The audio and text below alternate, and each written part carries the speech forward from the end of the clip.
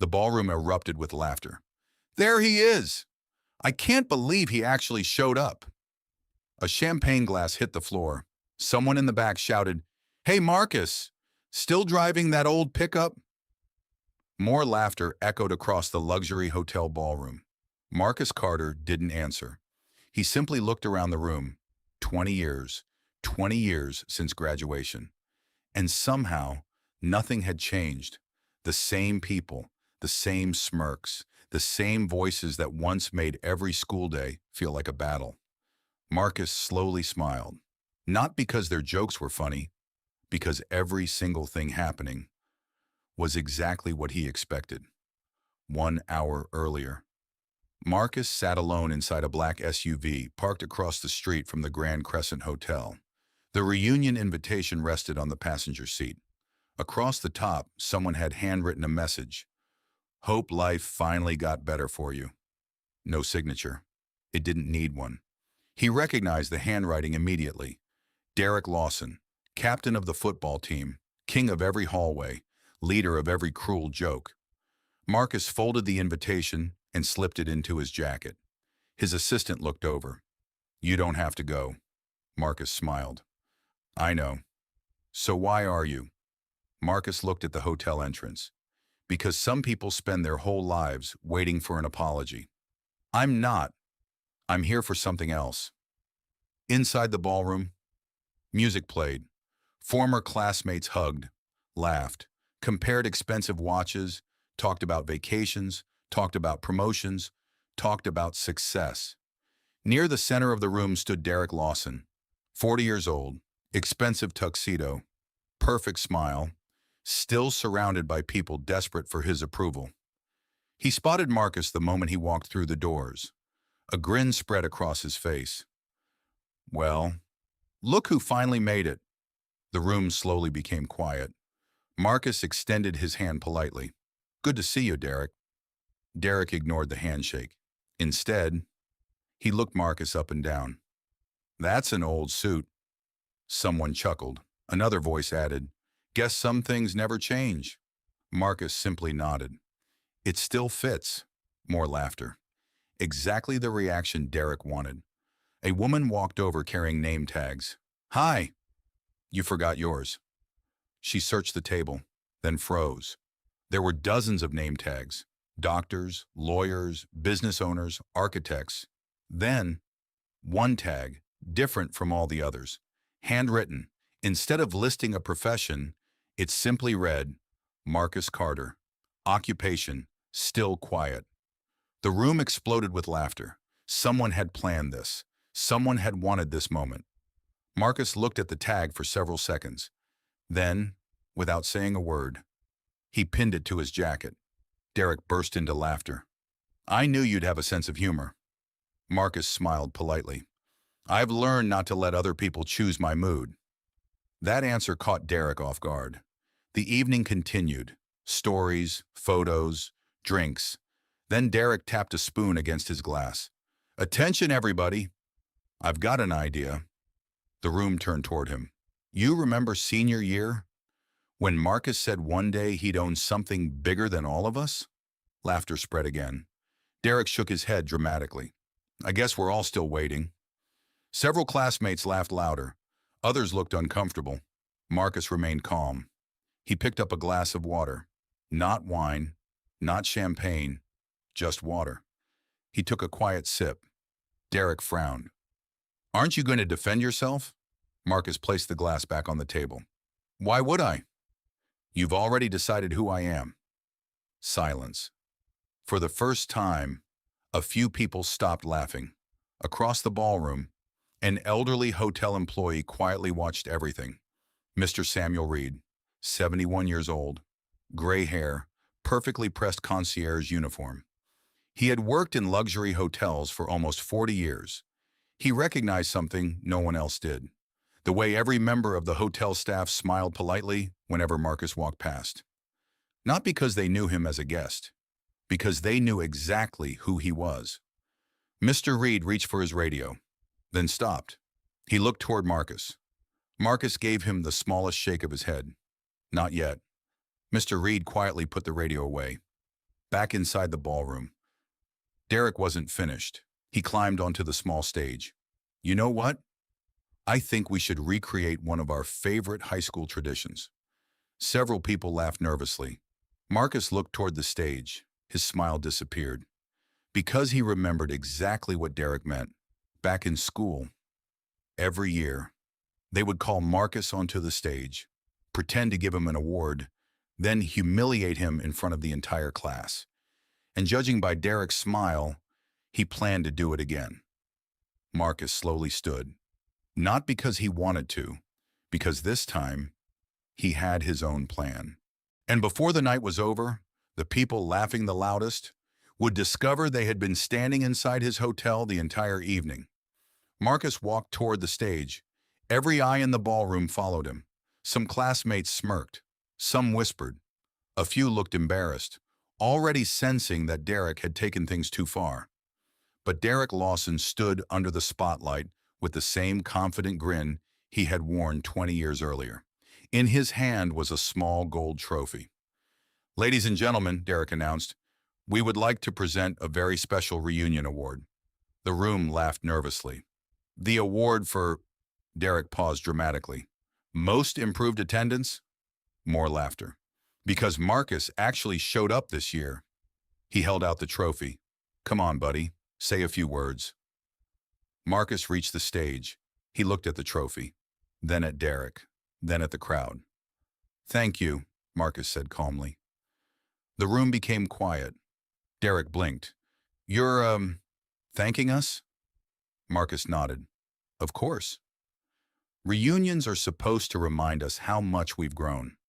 And tonight has been very educational. A few people shifted uncomfortably. Marcus accepted the trophy. You know, he continued, when I was in school, I used to think being quiet was a weakness. I thought if I just talked louder, dressed better, or tried harder to fit in, people would finally respect me. The ballroom fell silent, but I learned something after graduation. Respect that has to be begged for isn't respect at all. Derek forced a laugh. Wow, deep stuff, Marcus. Did they teach that in night school? A few classmates laughed again. Marcus smiled politely. No. Life taught me that. Derek stepped closer. So tell us, Marcus, what have you been doing all these years? Still working somewhere downtown?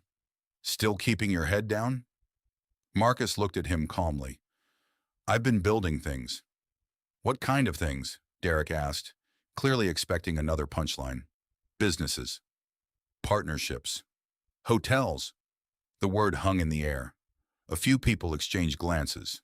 Derek laughed. Hotels? Come on, Marcus. You don't have to impress us. Marcus tilted his head slightly.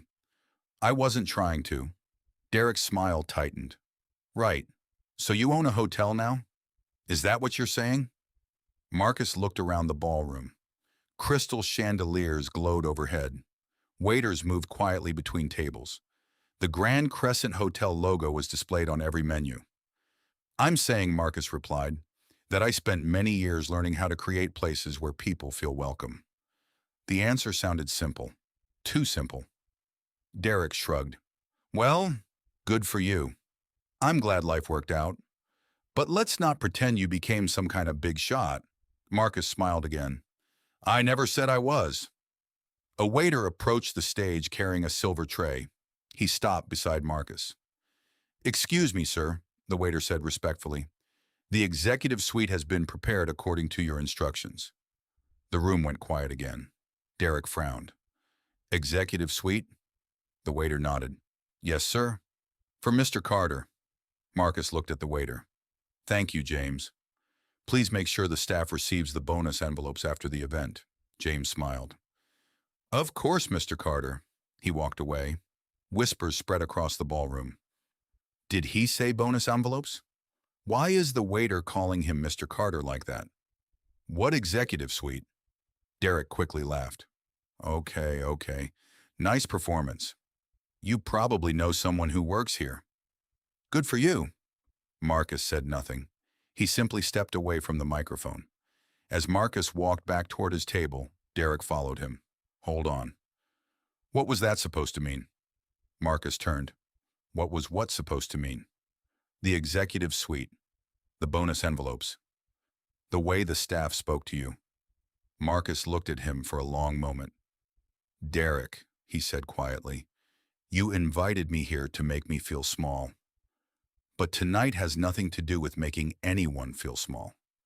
It has to do with revealing who people really are when they think they have power over someone else. Derek scoffed. You think you're better than us now? Marcus shook his head. No. I think I stopped trying to prove my worth to people who were determined not to see it. The words landed harder than any insult could have. Derek opened his mouth to respond. Before he could speak, the ballroom doors opened. The hotel general manager entered, a tall woman in a navy blazer carrying a folder. She walked directly toward Marcus. Every conversation stopped. Mr. Carter, she said warmly, I wanted to personally thank you for hosting tonight's reunion at the Grand Crescent. The room froze. Derek stared at Marcus. Hosting? The general manager smiled. Yes. Mr. Carter covered the full cost of the ballroom, catering, and staff appreciation bonuses. A glass slipped from someone's hand and shattered on the floor. No one laughed this time.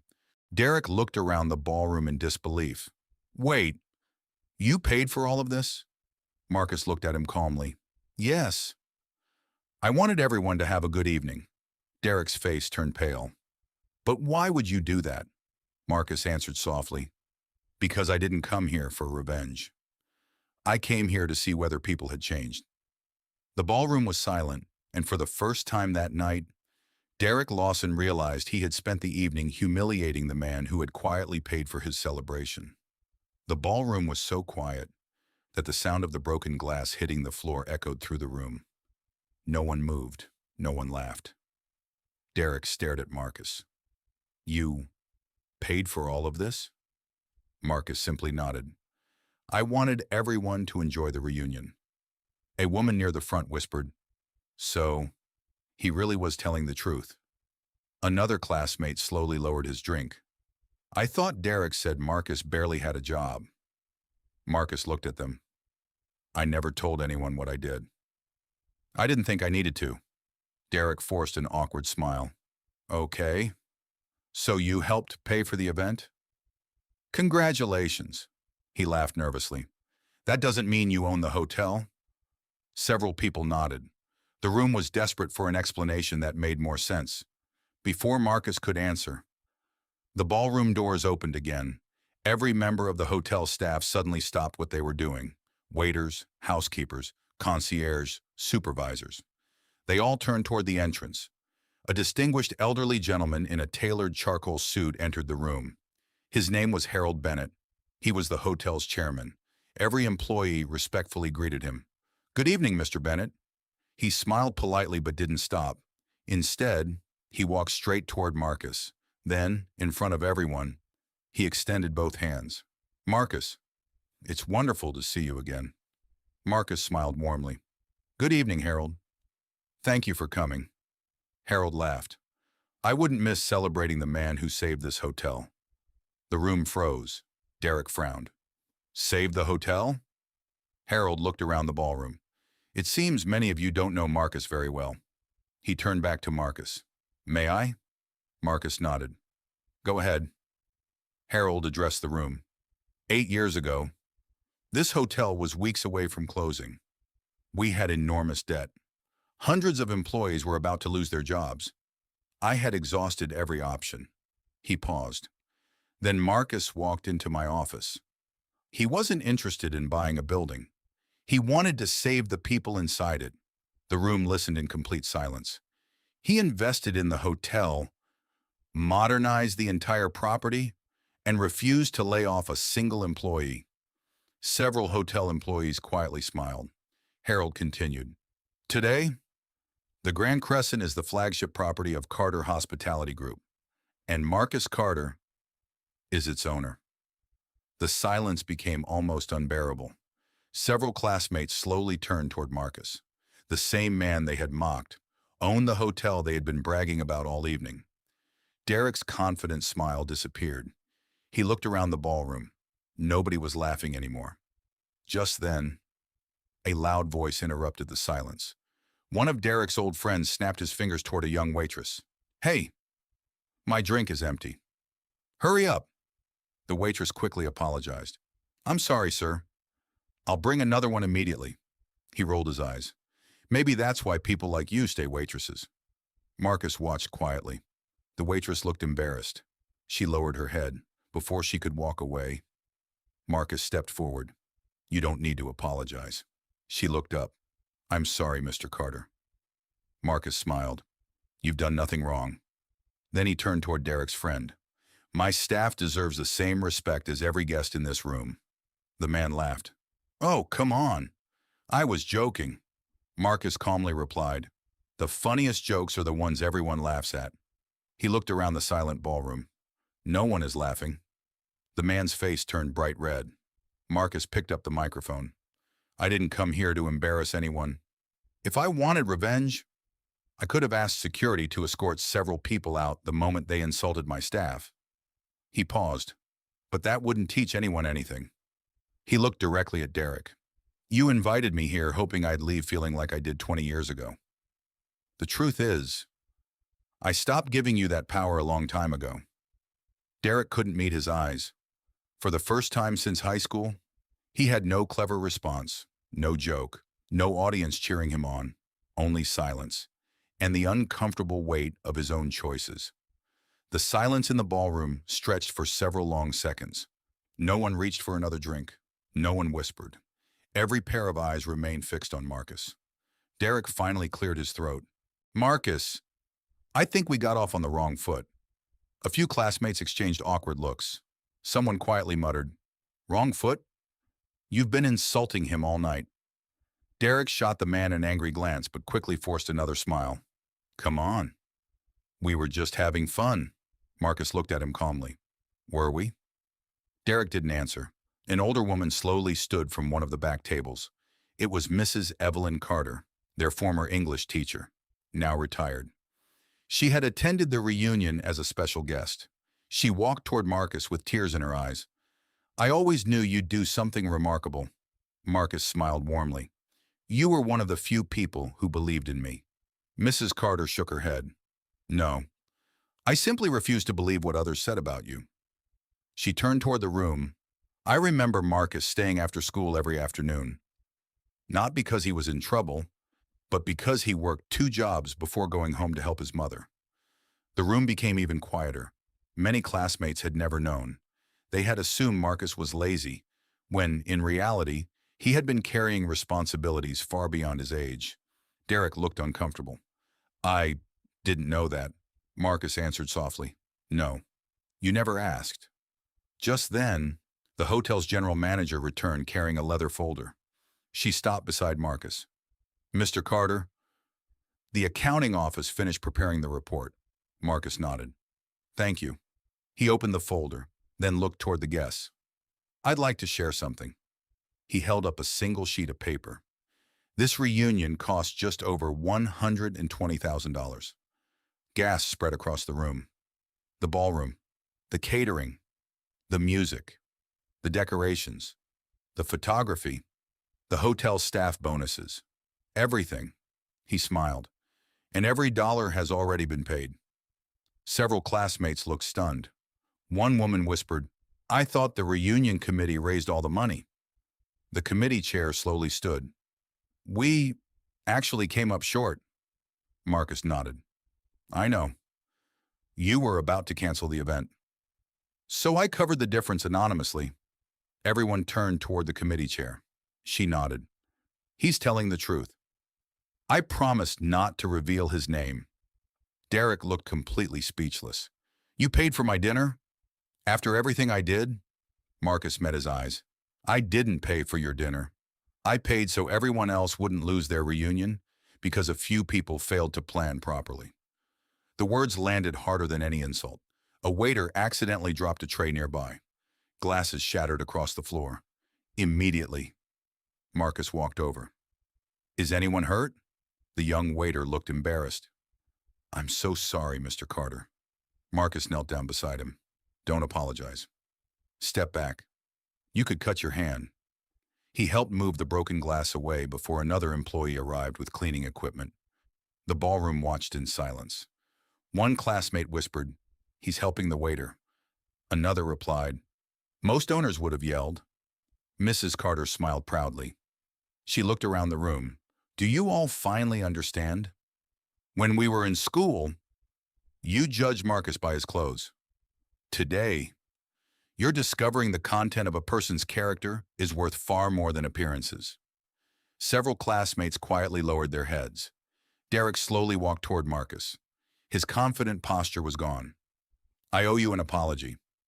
Marcus listened. "I spent years convincing myself that putting you down somehow made me look bigger." He swallowed hard. "The truth is, it only showed how small I was." Marcus remained silent for a moment. Then he extended his hand. "I accept your apology." Derek looked surprised. "You do?" Marcus nodded.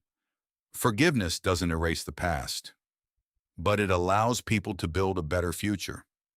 Derek shook Marcus's hand. For the first time, it wasn't for attention. It wasn't for appearances. It was genuine. Across the ballroom, the guests began applauding, not because someone had won, but because someone had finally grown. Yet Marcus had one final surprise waiting, one that would change not just Derek's future, but the future of everyone working inside the Grand Crescent Hotel. The applause slowly faded. Marcus looked around the ballroom. 20 years ago, he had stood in front of many of these same people, feeling invisible. Tonight, he finally had everyone's attention, but he wasn't interested in making anyone feel the way they had once made him feel. He picked up the microphone one last time. "I've been asked several times tonight why I came.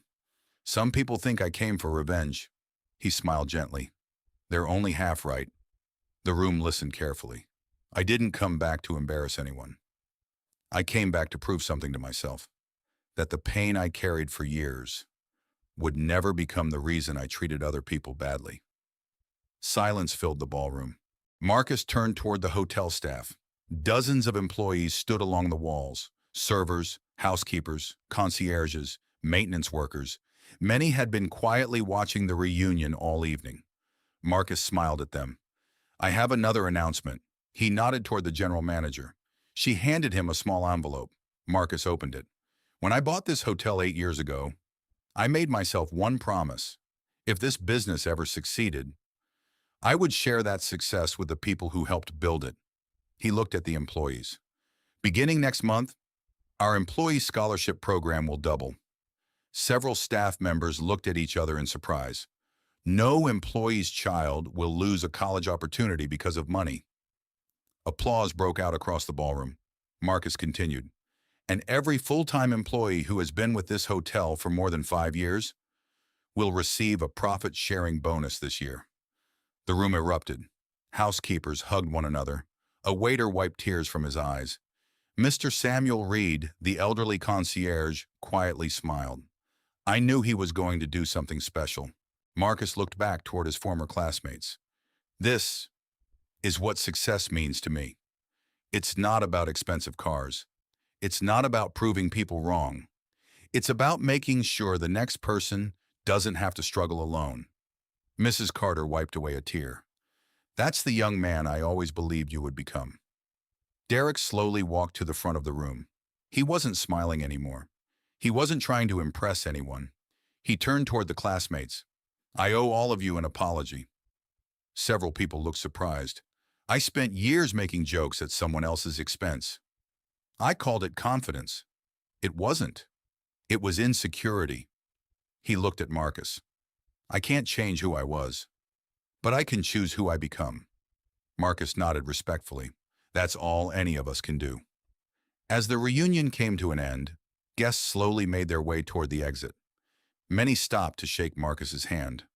Not because he was wealthy, but because they had finally seen the kind of man he had become. Outside, the city lights reflected across the hotel's glass entrance. Marcus stood alone for a moment. His assistant walked over. "So, was it worth coming?" Marcus looked back at the ballroom. Inside, old classmates were laughing together. Not at someone, with one another. He smiled. I thought tonight was going to be about my past. It turned out to be about my future. His assistant laughed. And the revenge? Marcus looked up at the hotel sign. The best revenge is building a life that no one's opinion can take away. He took one final look at the place where he had once expected another humiliation. Instead, he walked away with something far more valuable.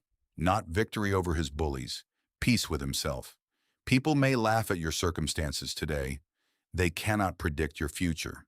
True success isn't measured by how many people you prove wrong. It's measured by how many lives you make better once you've succeeded. If you believe kindness is stronger than revenge, comment "Rise above."